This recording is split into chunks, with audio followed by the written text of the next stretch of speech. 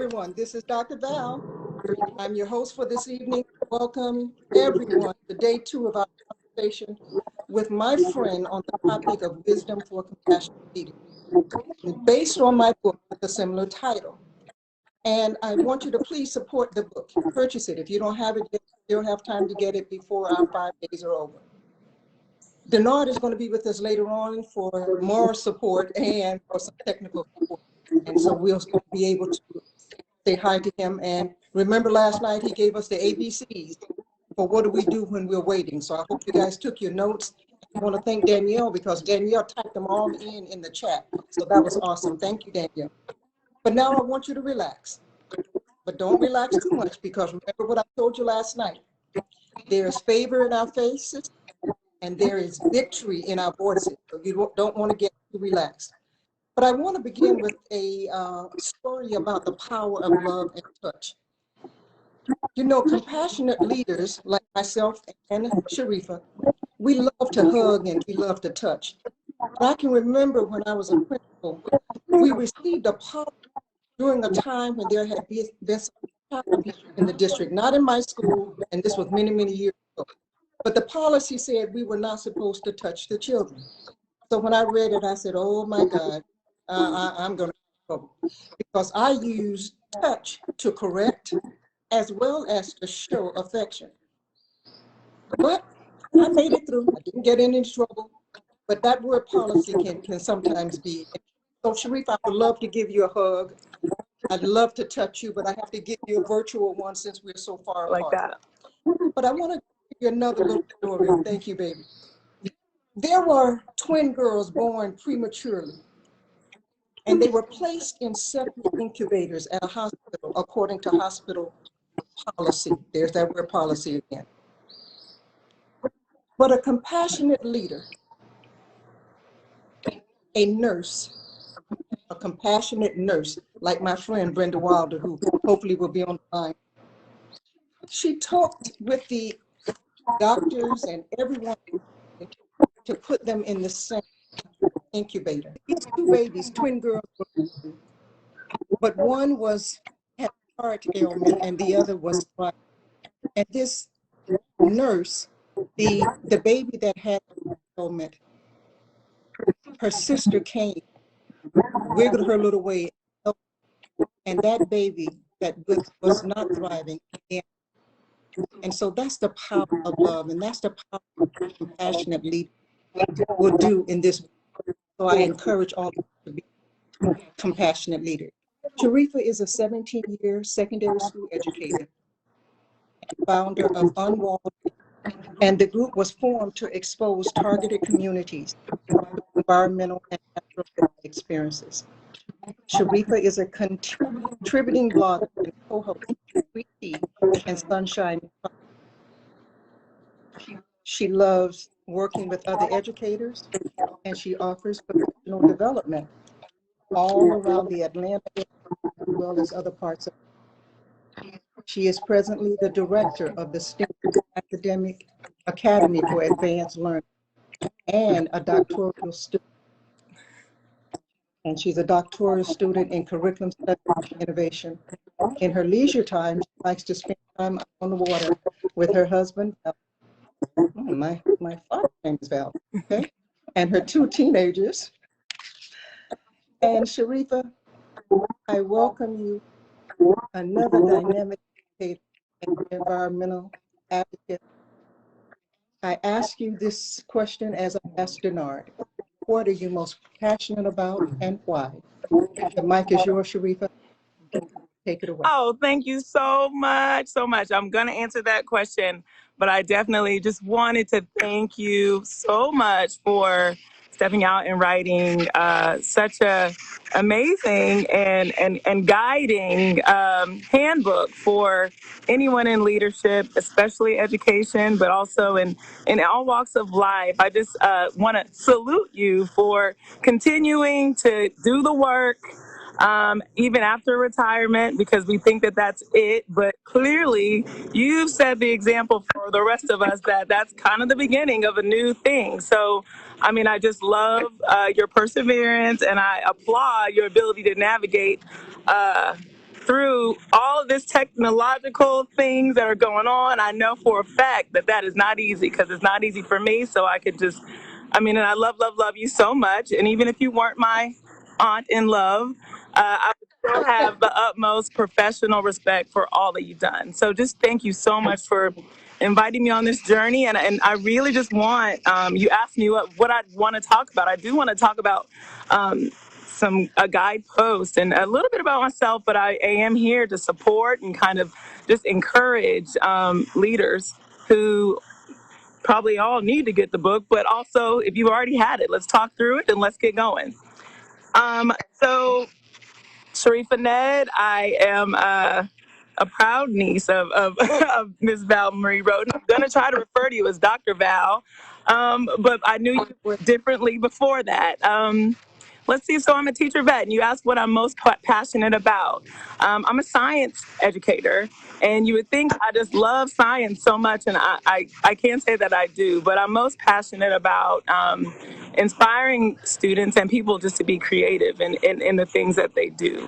And that did not come from the beginning. That came just in the last maybe 10 years of this walk that we call careers and changing and pivoting and just doing a lot in this self discovery. I think that's what it is. But I am very passionate about this, about supporting people who are doing creative things that come out of their own selves and just fostering relationships that help create just more connections and just being able to share our experiences as we just navigate through life.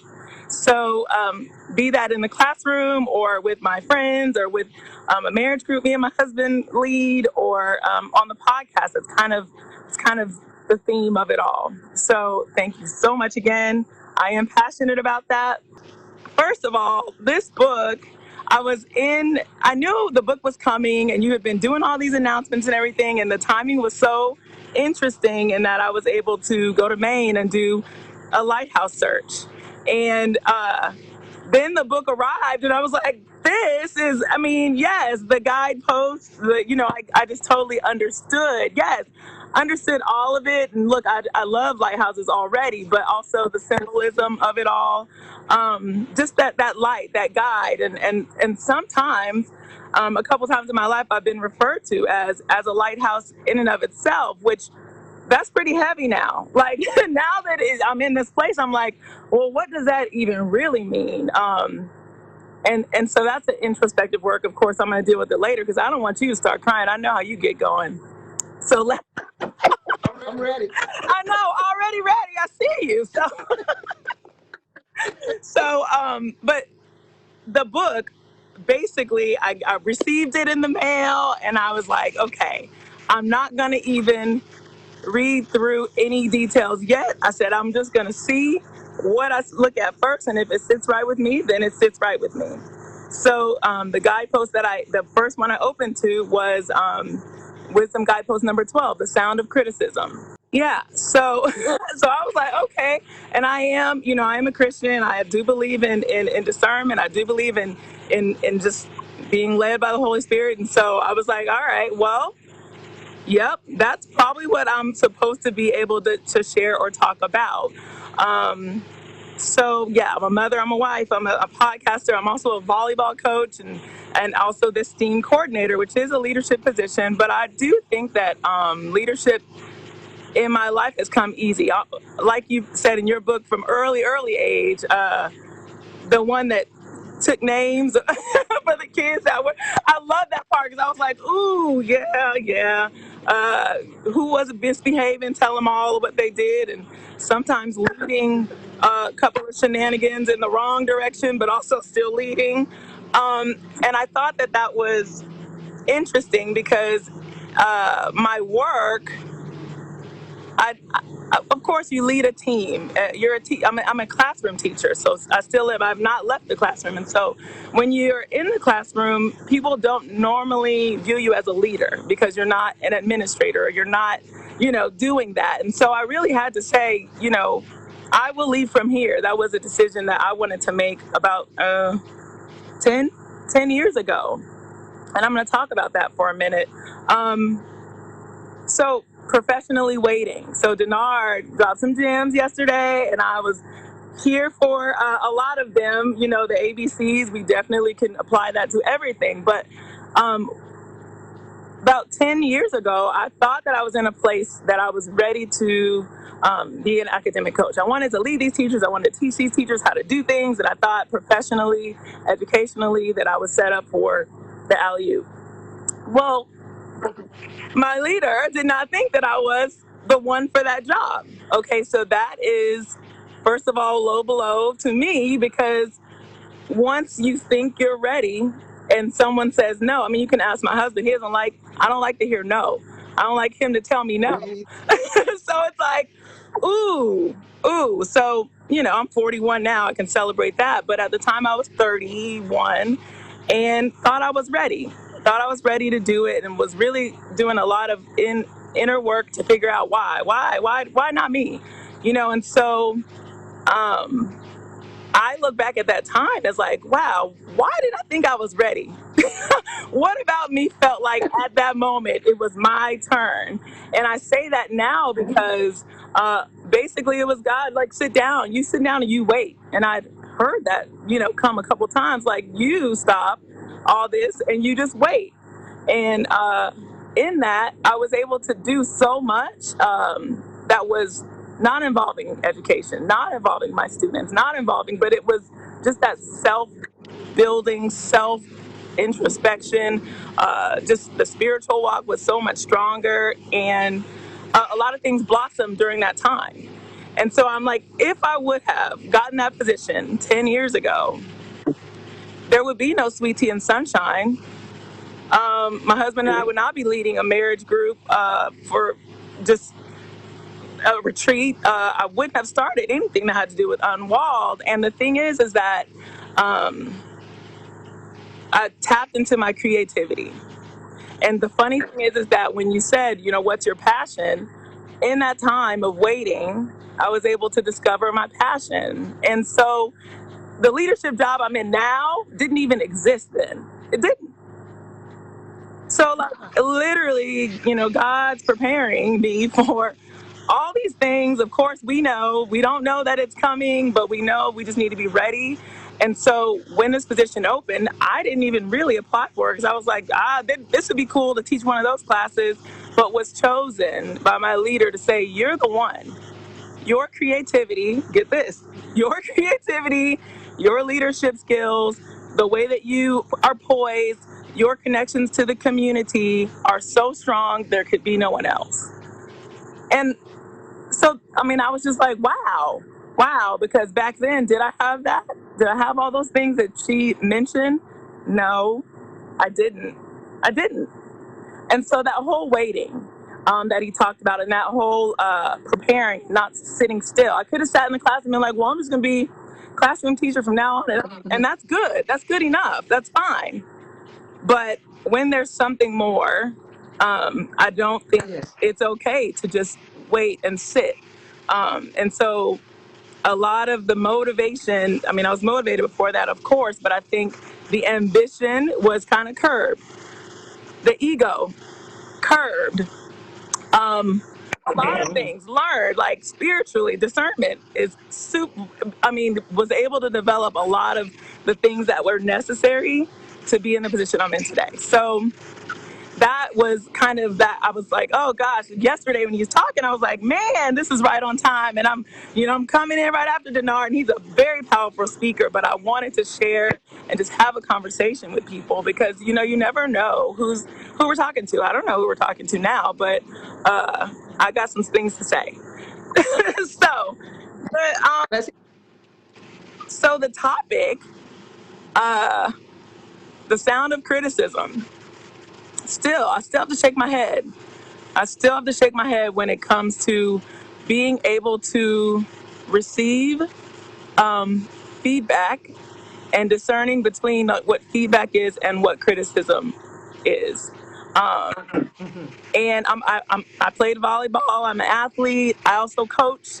And so a really cute story was I brought in sixth graders. I teach high school. So I have no idea what middle school kids are doing. Like I'm like, what are you saying? Why are you, And so there was one little girl, and she kept being bothered whenever I talked to her. She didn't want to really hear what I had to say, but she's learning. She's never played volleyball before in her life. And so at the end, I said, every time I go to say something to you, it's almost like you want to cover your ears. And I said, do you have a problem when I give you feedback? And she said, yes. And so I said, oh, okay. So that took me, because most of the time kids will, they'll tell you, they're not that honest. So they'll tell you what you want to hear. And so I said, okay. I said, so, what part of your life do you not receive feedback?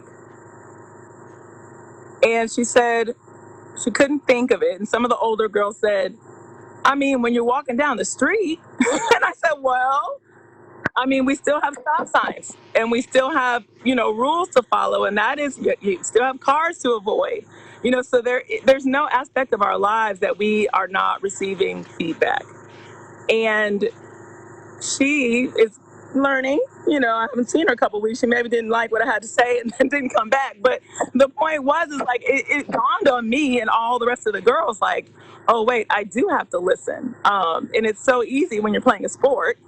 It's like, do this, and then this is the result. This is to make you better, and this is going to be the result, right? And so that's how I was raised in sports. So coach says do it. Of course, it's for the betterment of me. That's going to make me a better player. I'm going to make the corrections and, all the things that we're capable of doing with that coaching piece.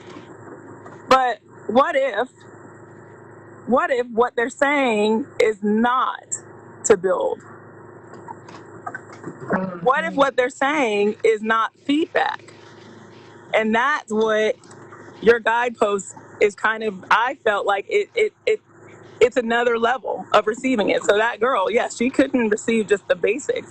But imagine if someone had told her something that she will never be able to play. You know what I mean? That's also a form of feedback, but like, how do we know what someone's telling us is good, or what something's if it doesn't hit right, or whatever? And so I just started to think about just moments in my life where it was like, was that feedback or was that criticism? I don't know. And I was lucky enough to have a conversation. And my Kobe, do you see the dog running by? I'm so sorry. He's so cute. But I was lucky enough to have a conversation with a leader once, and I can tell you, this year in COVID, for educators at least, is a moment of strength, of course. No one can tell you how to do it, because if that existed, it wouldn't be so hard. So there was a lot of ego that came in with this year and with teaching. So we're in a pandemic. You're telling me to do something that you've never done before. You're also telling me how to make it better. And so these conversations actually had to happen this year during a pandemic. And so I'm sure if you're an educator, you probably can relate that there was a lot of difficult conversations and a lot of receiving feedback in a way that maybe you didn't understand or didn't agree or didn't, And so my thing was, I was able to have a good conversation with the leader, and it was difficult.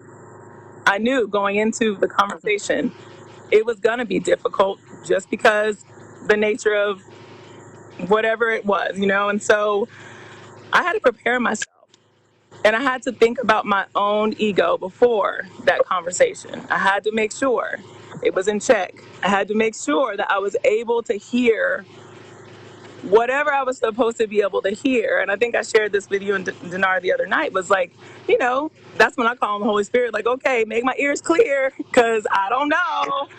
And 10 years ago,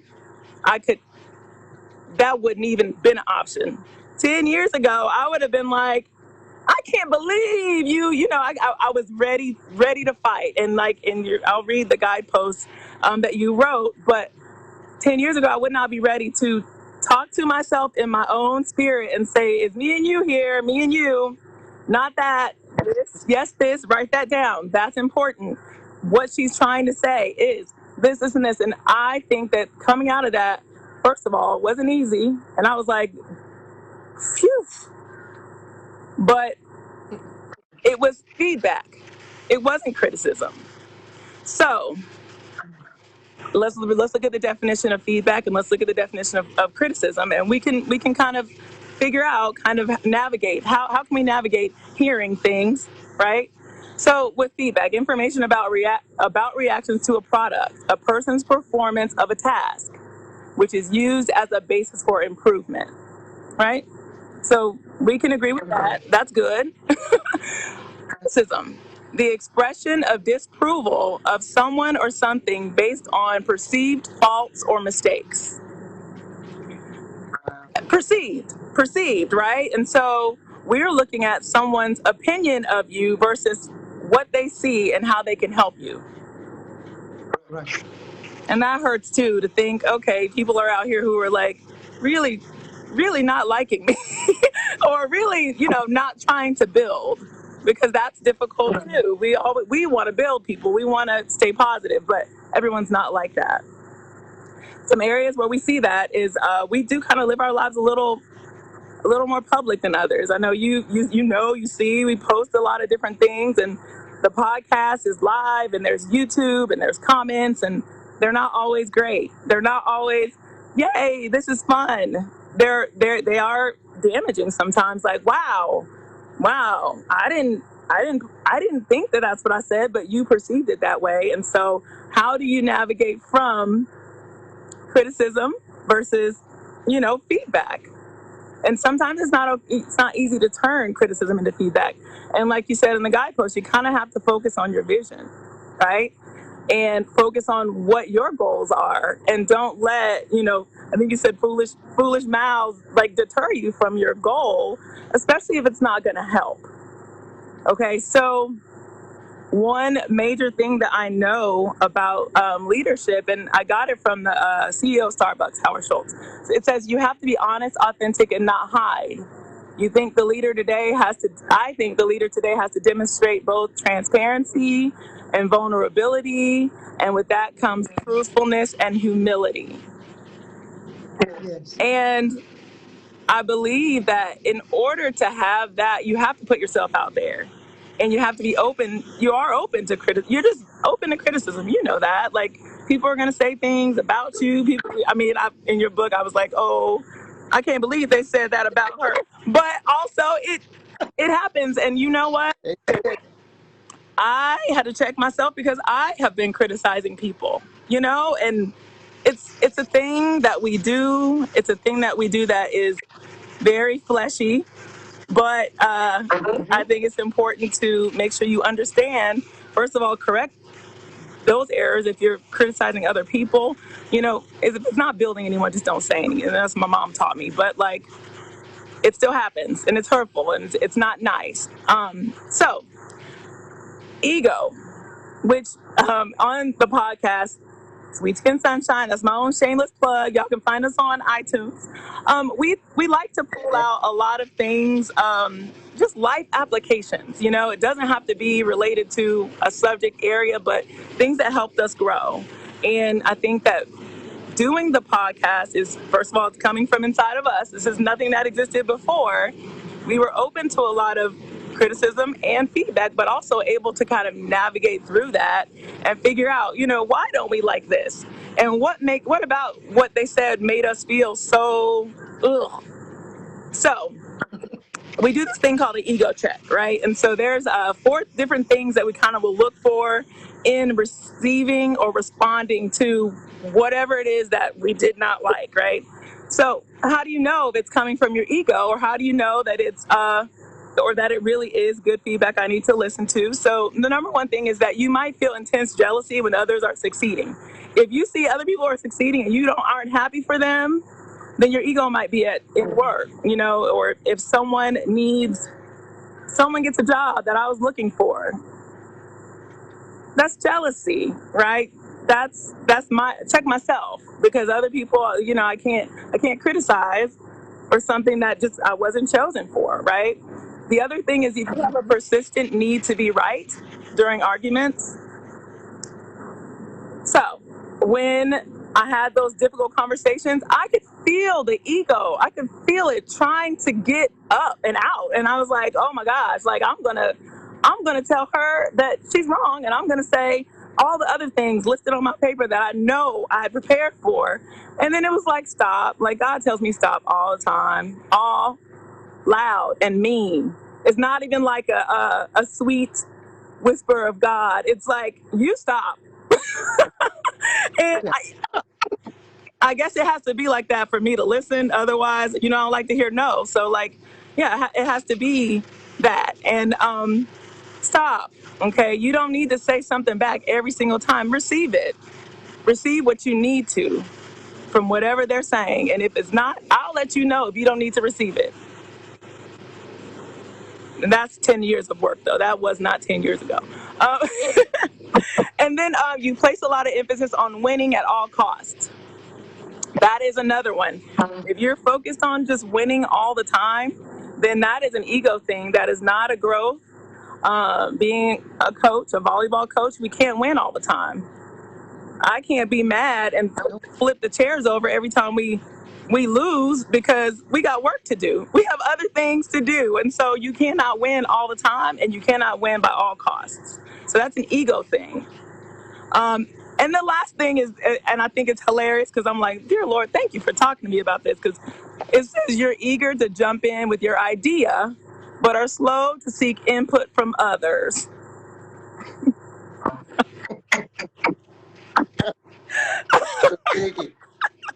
I know, I'm like, and I didn't even want to read it because I was like, who's calling me out? I mean, so being a leader for me was like, okay, I have to navigate through this, but I can't use my ego. I can't, I have to be able to hear, I have to be able to give information and share information and not use those things. And once those things are removed, then there's so much more, everything's easier. It's like those are things that are in the path between the communication and actually hearing the real of what you're supposed to have. If the ego's there, nothing else can fit, you know? So, thank you for your honesty.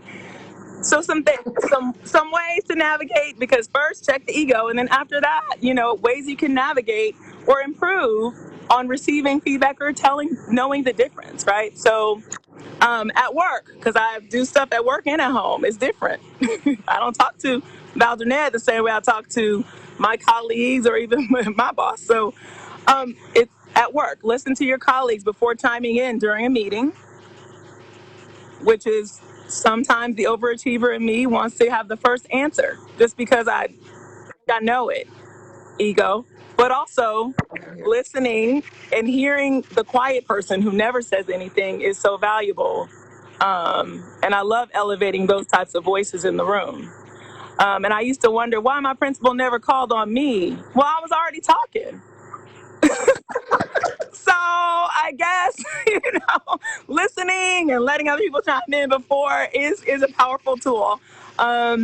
And then asking permission before giving advice. And I use that in the classroom all the time with students. And before I give any feedback, it's like, are you ready to receive? I have a little something. And I think you did that the other day. It's like, I want to share this, but is the room ready to hear that? And I think that's the part about being a compassionate leader is if you're giving feedback, that everyone's ready to hear it. And feeling the room and feeling, preparation and just even a warning. Okay, what you're going to hear is probably not what you would like to hear. At least that lets me prepare myself to say, okay, Lord, me and you, let me hear it. And then the other one is improving coaching skills. So you can help people get to their own solutions. And I mean, as a volleyball coach, I do that all the time. I'll tell you what you're doing wrong, and then I'll take a video and I'll show you. And then the next time I'll say, so what do you think? Why do you think that serve didn't go over? Every single time the player knows I didn't do this. And I'm like, wow, feedback, you got it. And I didn't tell you that. So we don't have to always, we can come to our own, and that's more mature, I guess. But starting out, giving little tools to help everyone kind of navigate through it all. At home, y'all ready for at home? Because at home, at home is different than professional. You know that. So it says ban blaming and shaming. So, language like you always do that, or, no one wants to really hear that. And that blocks being able to even give a good, a good word to someone. Um, Showing appreciation for your partner's perspectives. So even if you don't agree, it's still like, thanks for sharing your feelings. I appreciate you, reaching out and telling me how you really feel. And then not a but a and. Can go because a but negates everything in front of it. But and this is what I feel kind of helps with that. I think when I always ask my husband, have you seen this and that? And he says, no. That makes me so angry. But what I tell him is, I wish you would have said no, but I would really love to help you find that. Then that would make me feel like, okay, even though if he didn't get up and help me at all, I still would have felt like he understands that I'm upset that this thing is lost. So those building appreciations for each other and just the communication part. And then the last part is taking your time out if things get heated and you need to recenter yourself. So, that major difficult conversation I had this year, I almost felt like I wanted to turn my camera off. It was through Zoom. Wanted to turn my camera off and be like, I need to drink some water, or something, because it was so much and so many emotions and the fighting and the Lord help me out through this and let me write. But it definitely was a moment of like, if we were face to face, I probably would have had to excuse myself and recenter and come on back and get to it again. But then of course, and I've mentioned it already, is like just tapping into that discernment. Like, is this going to be for my good? Exhortation. Like, you just want people to, you want to know that people are building you, but you also don't want the ego to get to tell you that it's something that's not what it is. And so I can tell you, in that very difficult conversation I had, it was needed. And if I was not able to navigate, I would have missed a lot. I mean, I would have missed 5 pages worth of information that I wrote down because I would not have been prepared to receive it. And I really do think the 10 years of all of this stuff kind of culminated just this year in this COVID situation, where navigation and plot twists and all kind of stuff. They call it the year of Jumanji, where you just go the next level, and it was just so much going on. But being centered, being prepared, being creative, getting that ego in check, and like just being able to pray to the Lord to move everything from these ears so I could hear, was a win, and it's not over, of course, but I also think like every day we should be trying to do better. And as leaders, we're called to do better if we feel like it or not. So we better prepare ourselves. We got to prepare ourselves. Otherwise, what are we doing? And leading with your heart there's no other way. There's no other way to lead. And I think that this book is so transformative because I don't know that everyone understands that. And I think that having the guidepost and having it like pinned or marked for every given situation, home, work, all of that, I think that it's going to be a really powerful tool for me. I'm going to share it, of course, with tons of other people, but I think, just having that tool is definitely a way to make life much more rich, especially professionally, but also personally. So I didn't read the guidepost. I thought I would read it at the end, since we kind of talked about it. Do you want me to read it? Okay. All right. So, sound of criticism, and the scripture, which I love, the scripture on each guidepost is 1 Peter 2:15. For this is the will of God, that by doing good you may put to silence the ignorance of foolish men. So when you're continuing to do good, I feel like God's going to guide you to the ways and the sounds and the criticism or the feedback or whatever it is that you need to hear. And so you wrote, When the sounds of criticism bombard your hearing, your natural response may be to silence it and strike back. Firing back is not the answer. Giving them a taste of their own medicine will only add fuel to the fire. Ain't that the truth? So what's the antidote? Continue to do good. And that's underlined. That's underlined because I think that is like, that should be fundamentally the goal, right? Just continue to do good, continue to walk. All right, and then it continues. Continue to speak the truth and lead with compassion. Underline that. Criticism, like opposition and rejection, are inevitable. But what makes the difference is how you react to them. Realize they're just distractions to take you off course and to steer you away from your vision. This is the day to go back to your office or workspace and reread your vision. If you have a vision board stored away in a closet somewhere, put it out, post it in a prominent area. Use your vision to reignite the passion for what you do. Remember your why you chose to be a compassionate leader and why you were called to lead. Either way, stay the course. In time, the foolish words of your critics will dissipate and you will still be standing strong. Standing strong.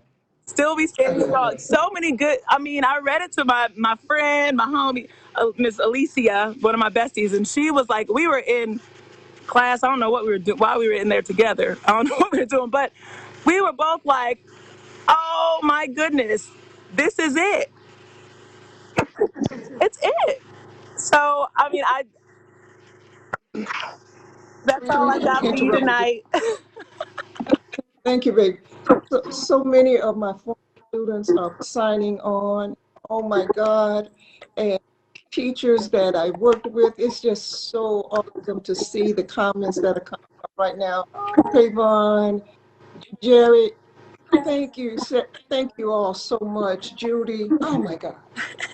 It's awesome. It's awesome. Thank you, Maria. Sharifa, it's awesome the way you just bring people into your space.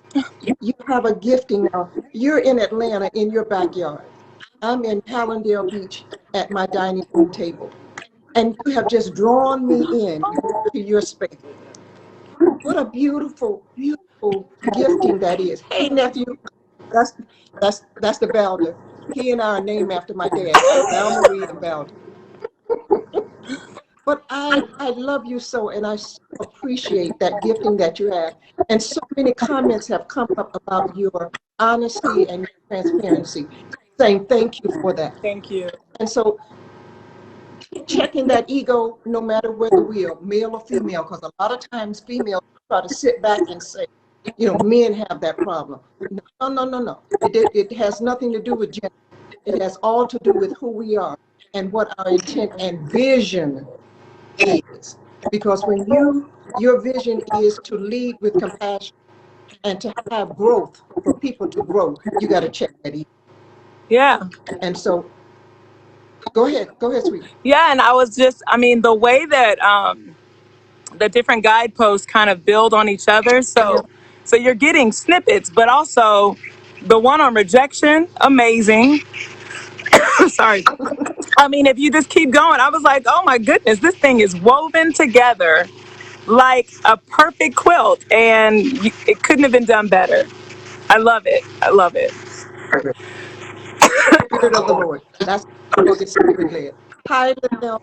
Here's one of my 100X family. Oh my God, tonight has been so awesome. 2 nights of power. Yeah. 2 nights of young entrepreneurs, educators, coaches, leaders, just keeping it 100, as they say in the streets. Just keeping it 100. I thank you so very much.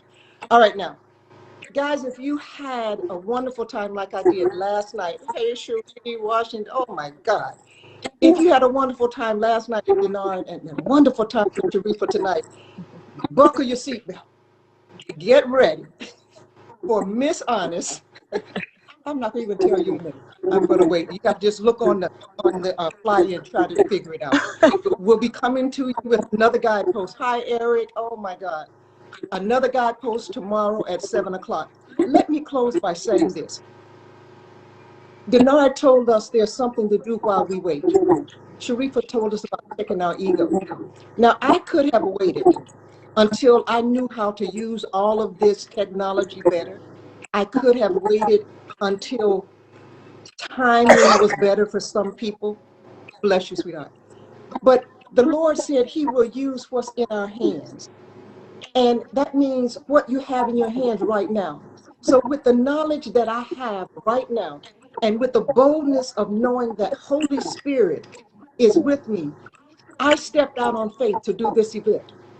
At the age of 68, soon will be 69 years old, I'm sitting down with these young professionals that technology is at their right hand and left hand every day.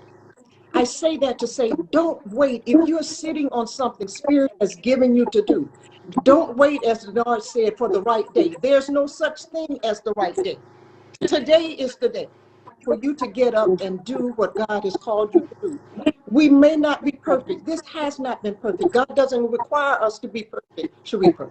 He requires production. We were productive, Denard, productive. And so I thank you, Terry High Love. Thank you so much. It's been a wonderful night. Sharifa, I love you. I love my nieces, my nephews, all my family. Shout out to my family. Shout out to my launch team, my sister Bernice. That's my biological sister, not my sorority sister. That's my biological sister. And that's To my my mama. spiritual daughters, Brenda Lowry, and that's your mama. Brenda Lowry and Connie Davis, my spiritual daughters. Thank you all so much for helping me to launch the book. We have another launch coming up on June 5th for my friends and family in the Miami area. For all of you that tuned in, there's Wood, Dr. Wood, Dr. one of my students, Doctor of Nursing. Oh, man.